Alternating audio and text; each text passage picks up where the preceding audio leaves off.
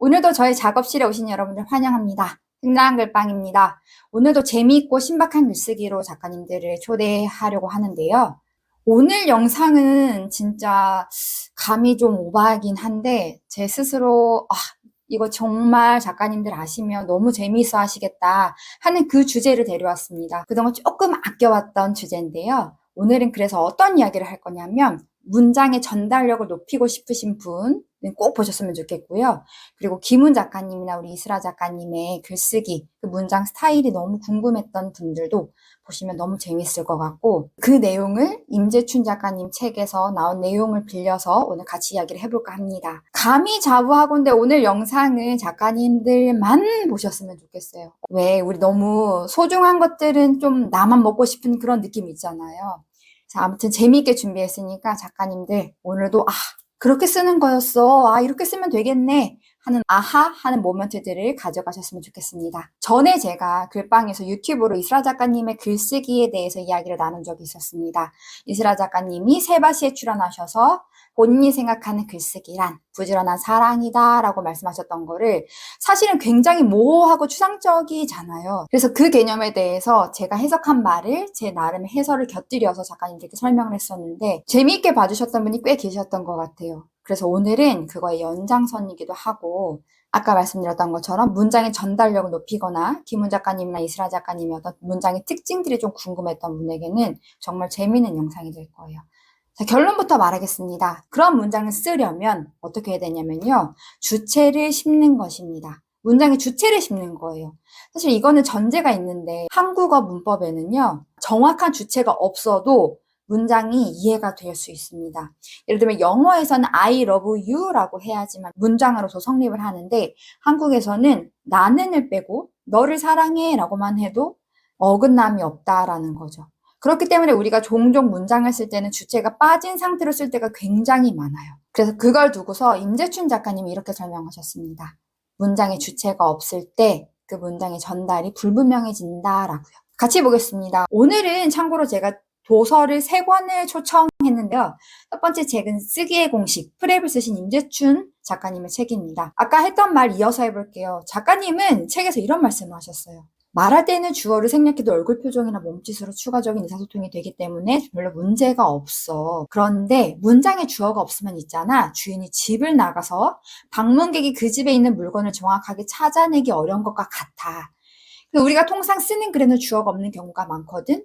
왜 그러냐면 아까 말씀드렸던 것처럼 한글에는 주어가 없어도 제가 말한 표현에 따르면 주체가 없어도 문법상 어긋남이 없기 때문에 그래요. 자, 그렇고요. 다시 읽어보면 우리 글은 문장에서 주어를 생략해도 문제가 되지 않기 때문에 글을 쓸 때 주어에 특히 신경을 쓰지 않는다.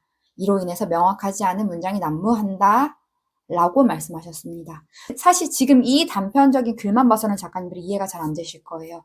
오늘도 같이 예시를 보면서 조금 더 딥하게 들어가 보겠습니다. 그쵸? 자, 임재춘 작가님이 문장에 주어 넣기를 강조하는 이유, 제 표현대로 하면 주체를 심자라는 이유, 그겁니다. 그래서 예시를 같이 보면 작가님들이 훨씬 더 빠르게 이해가 되실 것 같은데요. 3개의 도서를 초청했다고 했는데 두 번째 도서는 바로 예시를 삼을 도서이고 김훈 작가님의 하얼빈이라는 장편 소설입니다. 보셨나요, 다들? 김훈 작가님의 소설을 보면 어떤 문장적인 굉장한 특징을 발견하게 돼요. 혹시 작가님들도 느끼셨나요? 이게 바로 김훈 작가님의 문장력이구나 하는 표현들을 보는데 여러 가지가 있을 수 있겠습니다만 오늘은 아까 임재춘 작가님 말씀하셨던 문장에 주어를 넣어라. 제 표현대로 하면 주체를 심자라는 그 관점에서만 김훈 작가님의 문장을 보려고 합니다. 보시면은 하얼빈 중에 나오는 내용입니다. 제가 몇 가지 문장 중에 3가지 문장을 일단 뽑아봤는데요. 첫 번째는 이런 표현을 작가님 쓰셨어요. 메이지는 군복을 입으라는 신하들의 마음을 그렇게 헤아렸다. 메이지라는 인물을 주어로 삼은 문장이고 두 번째는 이겁니다. 사람들은 밝음을 향해 나아간다는 뜻으로 천황을 호칭했다. 여기서 주어는 누구죠? 사람들입니다. 아까 전에 메이지라는 인물을 주어로 삼은 문장이었고요. 두 번째는 사람들을 주어로 삼은 문장. 세 번째 문장 보면요. 메이지의 시종들이라고 나누면서 메이지의 시종들이 주어로 나옵니다. 메이지의 시종들이 먼 자리에서 시립해 있었다. 사실 제가 김훈 작가님의 모든 문장을, 하얼빈에 쓰인 모든 문장을 데려올 수는 없어서 이 세 가지의 대표적인 문장을 데려봤는데 어떠세요? 이걸 제가 고르려고 사실 고른 건 아니고요. 김훈 작가님이 이렇게 쓰세요. 뭐냐면 아까 임재춘 작가님 말씀하신 것처럼 문장의 주어가 분명하게 등장을 한다. 메이지는 사람들은 메이지의 시종들이 문장의 맨 앞에 주어를 놓고 그 다음에 바로 문장을 이어나가시는 스타일이 김훈 작가님의 문장의 특징이더라고요. 다른 문장도 있습니다. 아까 전에는 인물이 등장했는데요. 이번에는 어떤 개념들이 또 문장의 주어로도 등장해요. 보면 이렇게 쓰였습니다. 천황의 무인은 세계에 들쳤고 아시아의 산과 바다의 시체가 쌓였다. 두 번째 문장. 천황의 군대는 청일전쟁, 러일전쟁에서 이겼다. 마지막. 메이지의 치세는 심을 향해 나아갔다. 어떠신가요? 마찬가지로 이것도 제가 일부러 찾아서 가져온 게 아니고요. 김훈 작가님 쓰셨던 문장 중에 몇 개를 그냥 이렇게 주워오듯이 데려온 겁니다. 보시면은 아까 전에는 인물이 주어로 설정되어 있었는데 지금은 개념어들이 설정되어 있어요.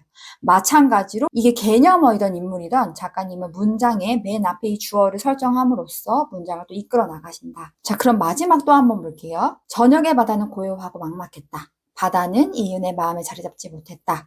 바다는 너무 커서 실물감이 없었는데 그 너머에 또 다른 세상이 있다는 것이었다. 어떠십니까? 그렇죠? 우리가 아는 어떤 대상, 바다라는 대상을 또 주어로 놓고서 작가님은 문장을 이어가셨어요. 만약에 보통에 우리가 썼다면 어떻게 썼을까요? 바다는, 뭐 치새는, 메이지는 이라고 쓰기보다는 우리 한국어의 특징상 주어가 없어도 말이 되니까 그런 식으로 문장을 많이 쓰셨을 거예요. 작가님들이 그거를 지금 못 깨달으시겠다면 작가님들이 쓰셨던 글을 지금 한번 보시면 바로 느껴지실 겁니다. 그래서 아까 임재춘 작가님이 말씀하셨던 문장에 주어를 심는다는 개념은 바로 이겁니다. 제가 말한 주체를 문장에 심자라는 그 말의 의미도 바로 이거고요. 우리가 문장에 정확한 주어를 넣고서 썼을 때 문장의 전달력이 높아진다라는 것. 제가 또 한 권의 도서를 초청했다고 했죠. 이슬아 작가님의 소설입니다. 가녀장의 시대. 여기는 제가 하나의 예시만 볼게요. 더 자세한 내용이 보고 싶으시다면 위에 링크 타고 지난번 영상 한번 보시는 것도 정말 도움이 많이 되실 겁니다. 자, 가녀장의 시대에 보면요. 이슬아 작가님 이런 식으로 문장을 쓰신 게 있어요. 트럭이 도로로 달린다. 슬아의 손을 떠나 신작이 남자들의 손을 거쳐 서점으로 간다. 철이의 20대에는 계절마다 다른 알바를 하며 굴러가고 있다. 역시나 이슬아 작가님도 인물을 주어로 쓰신 문장도 많고요. 또 마찬가지로 이런 개념적인 것들, 누군가의 20대에 사물에 해당하는 트럭, 신작 이런 아이들을 주어로 삼아서 문장을 쓰신 게 굉장히 많아요. 그 영상을 찍을 당시에는 제가 이슬아 작가님의 부지런한 사랑의 개념을 대입해서 내가 아니라 어떤 대상들, 개념적인 대상, 사물적인 대상에 내가 나를 부지런하게 대입하고 사랑하면서 그 사람들의 시선에서 글을 쓰는 걸 말씀드렸었는데 사실은 임재춘 작가님의 말씀하신 것처럼 이거는 주어를 문장에 심는 그 개념을 말하는 거였어요. 예시를 보시고는 조금 느낌이 오실까요? 아, 문장에 주어를 심는다, 주체를 심는다는 그 말은 바로 이거였구나. 한국어에는 그 문장에 주어가 없어도 주체가 없어도 말이 되기 때문에 종종 주어나 주체를 빼고 썼는데 임재춘 작가님 말씀하신 것처럼 문장에 주어가 있어야지만 대상이 분명해지고 그때 문장의 전달력을 높일 수 있다라는 것. 그게 핵심이었고 그 예시들을 제가 김훈 작가님과 이슬아 작가님의 문장을 통해서 보여드린 겁니다. 자, 그럼 이쯤 궁금하실 것 같아요. 문장에 주체를 심었다. 임재춘 작가님 표현대로는 주어를 넣었을 때 과연 이점이 뭔데? 첫 번째는 아까 말씀드린 것처럼 전달력이 높아집니다. 내가 어떤 대상에 대해서 어떤 말을 할 건지가 분명해지잖아요. 트럭이, 신작이, 혹은 뭐 20대는, 메이지는, 바다는 이런 식으로 주어나 주체를 분명하게 심고서 문장을 쓰면요. 전달력이 확실히 좋아져요. 이해가 서로 높아지는 거겠죠. 두 번째는 제가 생각했을 때는요. 이런 거예요. 다양한 사물이나 개념이 주체로 등장하게 돼요. 이슬아 작가님 문장을 보면 트럭, 신작, 그리고 20대가 주어로 등장하면서 그 주어들이 문장을 이끌어 나갑니다. 그리고 김훈 작가님 문장을 보면 또 바다가 등장하기도 하고 메이지도 등장하고 사람들도 등장하고 다양한 사물과 개념들이 주체로 등장할 때 그 문장의 재미가 살더라고요. 저는 아, 이분들의 문장에 있는 재미가 어디서 나오는 걸까 했을 때 저는 그 요소도 하나 있었다고 봐요. 물론 내용상의 재미도 있지만 그 문장을 읽는 그 문장만의 재미랄까? 그리고 세 번째는 임재춘 작가님이 책에서 말씀하신 건데요. 수동태가 아닌 능동태로 쓰이게 된다라고 하시답니다. 글쓰기 책을 꽤 찾아보신 분들은 많이 들어보셨을 것 같아요. 수동태가 아닌 능동태로 써라라는 그 작가님들의 조언들. 여기서 수동태는 BPP, 뭐뭐 되다, 뭐뭐 졌다라는 그런 표현들을 말하고요. 능동태는 반대로 내가 뭐뭐 되었다가 아니고 내가 직접 뭐뭐를 했다라는 그런 표현들인데, 그런 문장을 읽었을 때 우리가 활동하는 문장의 어떤 생동감들을 느끼게 됩니다. 그래서 저는 크게 이 세 가지가 문장 주체를 심었을 때 이점이라고 생각을 해요. 그렇기 때문에 우리가 문장을 쓸 때 가능하면 분명한 주어를 가지고 그 주어가 문장을 이끌도록 한번 써보자 라는 게 오늘 영상의 핵심입니다. 제가 한 번 더 조금 더 깊은 이해를 위해서 예시를 더 준비했는데요. 이거는 저와 같이 글방에서 1대1로 멘토십 수업을 하고 계시는 멘티님이 쓰신 글을 바탕으로 합니다. 자, 한번 볼게요. 보시면 이런 예시가 있어요. 글방 저희 멘티님이 써주신 건데, 내 뒤통수에 풀파워 펀치를 날릴 줄 상상도 못했다라는 문장을 써주셨었어요. 이 문장 보고 느낌 오시나요? 아, 이게 바로 주어가 빠진 문장이구나. 누가 혹은 무엇이가 빠진 문장의 대표적인 형태, 우리가 그동안 써왔던 문장의 형태. 그때 우리는 누가 무엇이 뭘 했는지에 대해서 분명하게 전달을 못 받는다. 자, 그러면 저는 작가님께 그래서 이렇게 주문을 합니다. 작가님 문장에는 그동안 주어랑 주체가 많이 빠져 있었어요. 우리가 이런 문장들을 분명한 주어나 주체를 심고서 그 주어나 주체가 문장을 이끌도록 한번 문장을 고쳐봅시다 라고 합니다. 어떻게 됐을까요? 이렇게 됩니다. 그는 내 뒤통수에 풀파워 펀치를 날렸다. 나는 상상도 못했다. 여기서 풀파워 펀치를 날린 대상이 분명해지고요. 상상도 못한 대상이 확실해집니다. 근데 앞에 문장에서 보면 누가 혹은 무엇이에 대한 개념이 불분명하죠. 자, 그래서 이렇게 주어를 분명하게 문장에 심었을 때, 주체를 분명하게 심었을 때 이런 장점이 생긴다. 그리고 이렇게 바꾸는 거다. 제가 또 예시를 준비했는데요. 바로 다음 예시. 어째서 최소한의 예의도 지키지 않고 갑자기 관계를 뚝 끊어버린 건지 도무지 이해할 수 없었다. 이것도 마찬가지입니다, 작가님들. 주어나 주체가 빠져있죠. 누가 혹은 무엇이 했다는 그게 없어요. 그 주어가 없어요. 자, 그러면 여기서 제가 작가님들께 잠깐 시간을 드리겠습니다. 제가 한 1분 정도 드릴 테니까요. 지금 이 문장을 나라면 어떻게 고쳤을까? 이 주어, 주체를 어떻게 심어서 문장을 바꿔봤을까에 대해서 잠깐 고민하는 시간 1분 드리겠습니다.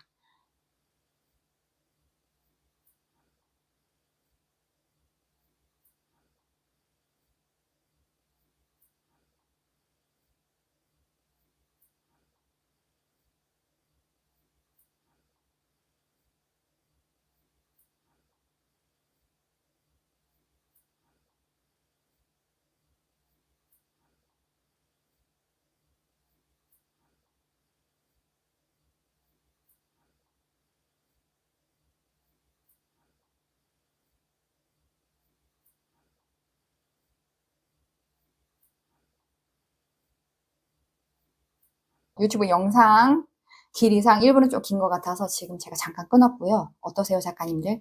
조금 느낌 오세요? 아, 이렇게 고쳐보면 좋을 것 같은데 하는 것들. 보시면요. 저는 이렇게 고쳐봤어요. 그는 내게 최소한의 예의도 지키지 않고 관계를 쭉 끊어버렸다. 나는 도무지 이해할 수 없었다.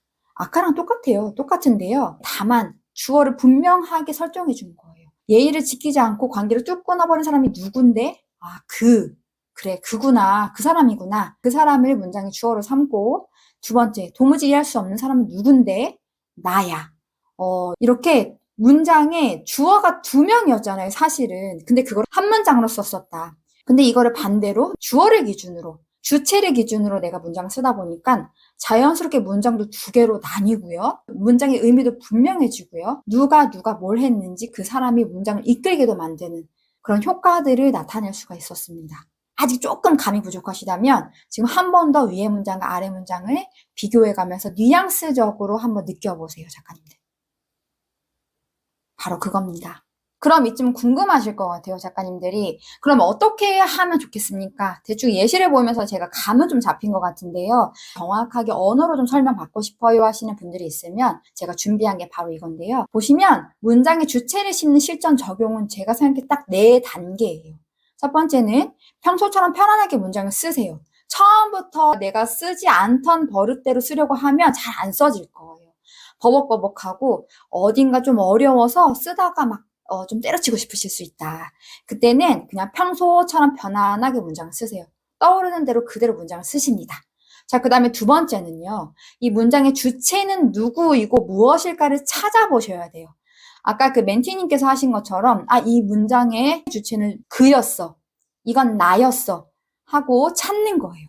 그 다음에 세 번째는 그 주체를 문장 앞에 두시는 겁니다. 아까처럼 그는 어떻게 했다. 나는 어떻게 했다. 하는 것도 좋고요. 뭐 바다는 어땠다. 철이의 20대는 어땠다. 그런 것처럼 문장의 앞에 둔 다음에요. 그 다음에 중요한데 의미가 통하게 고쳐 써보시는 거예요. 어떤 때는요. 내가 주어를 앞에 붙이고 그 문장을 그대로 쓰는 것만 해도 문장의 의미가 통하는 경우가 있는데요. 반대로 그렇지 않은 경우도 있거든요. 그러니까 문장이 깨지면서 내가 의미를 통하게 하기 위해서 추가해야 될, 부가 설명해야 될 표현들도 생길 때가 있습니다. 그러면 그때는 작가님들이 직접 연습해 보시는 거예요. 이렇게 내가 조금 더 고쳐 쓰면 이때 의미가 통하네. 이전에 주체가 없었을 때 문장과 지금 생겼을 때 문장이 의미가 통하면서 또 주체도 생겼네, 분명해졌네 하는 그것들을 한번 고쳐 쓰는 연습을 해보시는 거예요. 네 번째는 역시나 습관화될 때까지 연습 또 연습. 연습만이 살 길입니다. 그리고 참고로요. 주체라고 하고 주어라고 하니까 왠지 인물, 사람만 해당할 수 있을 것 같은데 아까 김은 작가님, 이슬아 작가님 예시를 보셨죠. 사물, 생물, 개념어 다 됩니다. 그런 거 상관하지 마시고요. 한번 써보세요, 작가님. 좋습니다. 그래서 이거는 제가 하나의 마지막 예시입니다. 멘티님이 그런 아까 네 가지의 순서대로 시나리오대로 계속 반복 연습하시고 나서 바뀐 문장 한번 보시겠어요? 앞좌석의 택시기사는 이렇게, 친구는, 내 피는, 놀란 마음은, 친구는, 내 얼굴은, 구급대원은. 굉장히 다양한 주체들이 한 단락 안에 다 들어가요. 근데 그전이었으면 그렇진 않았을 거예요. 아까 말한 것처럼 내 뒤통수에 풀파워 펀치를 날렸는데 누가 날렸고 누가 이렇게 당황했고 슬펐는지에 대한 주체가 정확하지 않았기 때문에 문장도 불분명했고 지금처럼 뭐라고 해야 될까? 그 각각의 문장마다 행동하는 주체들이 없다 보니까 뭔가 생동감 같은 것들이 좀 덜 살았었는데 지금 이 문단을 보시면 엄청나요. 너무 잘 하셔가지고 제가 진짜 아주 감탄했던 기억이 납니다. 그래서 오늘 제가 준비한 건 여기까지인데요. 작가님들 어떠셨나요? 이런 겁니다. 우리가 그 작가의 문장 닮고 싶은데 도대체 뭐가 나랑 다른 건지 모르겠고 뭔가가 다른데 내가 알겠는데도 어떻게 해야 될지 모르겠을 때 이런 어떤 힌트들이 사실은 있었어요. 우리가 막연하게는 알기 힘들었는데 이런 식으로 분명하게 알고 나면 또 내가 고쳐지는 것들이 생긴다. 그리고 작가님들의 문장이나 문체 같은 것들을 또 내가 배우고 싶고 한 부분들이 있잖아요. 이런 알을 통해서 또 배울 수 있게 된다라는 게 오늘 영상의 핵심이었습니다. 소식 하나만 전하겠습니다. 은은한 글방에서 스타 작가, 제3호 작가 육성 프로젝트를 공개했었고 16일로 그 서류 전형이라고 할까요? 마무리를 지었고 이번 주에 계속 오디션 중에 있습니다. 그래서 계속해서 어떻게 진행되는지에 대한 결과를 또 유튜브나 또 아니면 글방 공식 블로그를 통해서 작가님들께 알려드리려고 해요. 그래서 관심 있으시거나 아니면 또 추후에 더 재미있는 프로젝트들로 작가님들과 또 좋은 인연을 맺고 싶은 저 개인의 바람이 있기 때문에 작가님들이 계속해서 어떻게 그러면 잘하고 있는지에 대해서 관심 가져주시면 좋은 기회가 있을 때 작가님들도 그걸 확 잡으실 수 있는 또 타이밍이 오지 않을까 생각을 합니다. 자, 글쓰기의 세계는 사실은 심오하지 않습니다. 재미있고 신박한 이야기들이 정말 가득하고요. 사실 그 이면에는 언어의 매력인 것 같아요. 그래서 저랑 또 재미있게 글 쓰고 싶으신 분들은 아래에 링크 타시고 온라인 강의를 들어보시는 것도 좋을 것 같고 아니면 개인적으로 좀 도움이 필요하신 분은 글방을 통해서 제게 또 연락을 주시면 같이 또 이야기 나누고 또 도움을 드릴 수 있을 것 같아요. 오늘 영상은 정말 작가님들께 개인적으로 도움이 많이 될 거라고 믿습니다. 오늘 또 영상 여러 번 보시고요. 작가님들이 글 쓰실 때 정말 너무 좋다, 너무 재밌다 하는 그날까지 같이 가는 겁니다.